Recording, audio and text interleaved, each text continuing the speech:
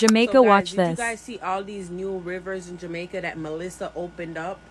All those rivers, those new rivers that you see happened after Hurricane Melissa, those were rivers before. That's a riverbed. And our ancestors dumped it and turned it into a road. You guys are not, as much as the disaster is bad, guys, the hurricane reshaped Jamaica into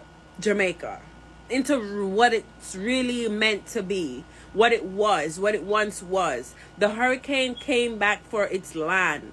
Okay, guys, Jamaica, even though through all the disaster and the hurricanes, and despite the people are in need of medical attention, just look at the island itself, guys. Just look at the island. The island is still beautiful, if even more beautifuler. All those river beds open up, the roads that sinked and turned into rivers. I don't think they should try to dump. I think that they should try to work around it, like build a bridge or something.